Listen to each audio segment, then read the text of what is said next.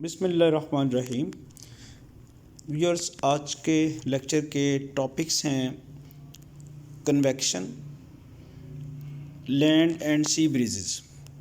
Last lecture में हमने mode of transfer of heat in solids पढ़ा था। सॉलिड्स में हीट ट्रांसफ़र जिस मोड से होती है उसे हम कंडक्शन कहते हैं। गैसेस और लिक्विड्स में हीट ट्रांसफ़र जो है वो कंडक्शन से नहीं होती, वो बल्कि उसका मोड जो है वो कन्वेक्शन है। Liquids and gases are poor conductors of heat. Liquids और गैसेस जो हैं ये बड़े बैड कंडक्टर हैं, पुअर कंडक्टर हैं। हीट इतनी आसानी से इनके ज़रिए इसमें ट्रांसफ़र नहीं होती है। Heat is transfer through fluids यानी लिक्विड्स और gases easily by another method called convection. तो आज के लेक्चर में हम कन्वेक्शन डिस्कस करते हैं कि कन्वेक्शन क्या है। Transfer of heat by actual movement of molecules from hot place to a cold place is known as convection.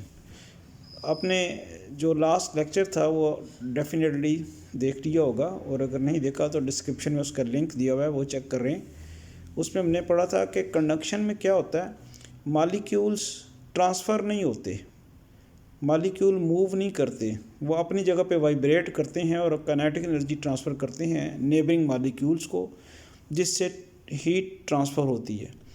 तो कन्वेक्शन में क्या होता है, transfer of heat by actual movement, यानी इसमें आपके पास मॉलिक्यूल जो हैं वो एक्चुअली बजाते खुद मूव करते हैं और एक प्लेस से हॉट प्लेस से कोल्ड प्लेस की तरफ जाते हैं।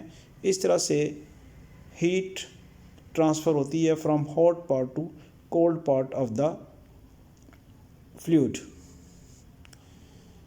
नेक्स्ट है जी हमारे पास सी ब्रीज। सी ब्रीज से क्या मुराद है? अगर आप कभी गौर करें कि समंदर किनारे आप हों तो आप देखते हैं कि सुबह के वक्त बड़ी समंदर से बड़ी बड़ी ठंडी हवाएं आती हैं।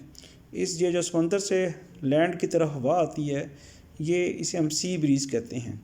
इसके पीछे मैकेनिज़्म ये होता है कि लैंड जो है दिन के वक्त जल्दी गर्म होती है। जब वो गर्म होती है तो फिर उसके ऊपर जो एयर है वो गर्म होने की वजह से वहाँ से राइज़ कर जाती है, और इस तरह से जो सी है उसमें जो कोल्ड एयर है वो कन्वेक्शन की वजह से वो समंदर की तरफ से लैंड की तरफ आती है, और इसे हम सी ब्रीज़ कहते हैं।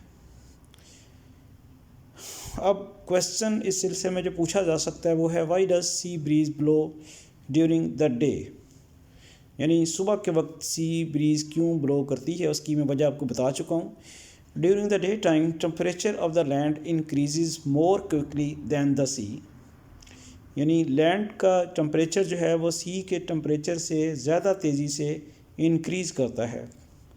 The air above land gets hot and rises up. अब जो लैंड चूँकि तेज़ी से वो हीट अप होती है और उसमें जो एयर होती है वो जल्दी हॉट गर्म हो जाती है, और वो फिर जब गर्म होती है तो वो हल्की हो जाती है, तो वो राइज अप कर जाती है। Cold air from the sea begins to move toward the land due to convection, this is called sea breeze. ये अब और से देखें, लैंड में हॉट एयर जो है वो राइज अप कर रही है, और फिर सी की तरफ से कोल्ड एयर जो है वो लैंड की तरफ ब्लो करती है, जिसे हम सी ब्रीज़ कहते हैं। और इसका बिल्कुल रिवर्स प्रोसेस है जो कि लैंड ब्रीज़ है, और ये ऑब्वियसली रात के वक्त ब्लो करेगी। उसकी रीज़न क्या होगी कि लैंड रात को जल्दी ठंडी होगी, और फिर जब ठंडी होगी तो सी एज़ कम्पेयर टू गर्म होगा। वो सी के ऊपर जो लैंड होगी वो ज़्यादा गर्म होने की वजह से राइज अप कर जाएगी, और फिर लैंड की तरफ से एयर जो है वो ब्लो करेगी टुवर्ड सी, और इसे हम कहते हैं लैंड ब्रीज़। और क्वेश्चन है जी इस सिलसिले में, जो why does land bridge blow in the night, इसका जवाब मैं आपको दे चुका हूँ। ज़रा हम डिस्कस कर लेते हैं। At night, the land cools faster than the sea.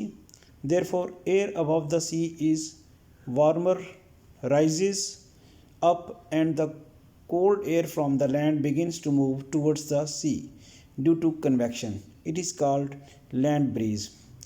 Figure में आपको इलस्ट्रेशन की गई है, नज़र आ रहा है आपको कि रात के वक्त क्या हो रहा है कि लैंड जो है वो जल्दी कोल्ड होती है और सी के ऊपर जो हॉट एयर है वो राइज़ अप कर जाती है और फिर कन्वेक्शन की वजह से लैंड की तरफ से एयर जो है वो सी की तरफ ब्लो करती है और इसे हम लैंड ब्रीज कहते हैं। तो आज का लेक्चर हम यहीं वाइंड अप करते हैं। नेक्स्ट टॉपिक इंशाल्लाह हम नेक्स्ट लेक्चर में डिस्कस करेंगे।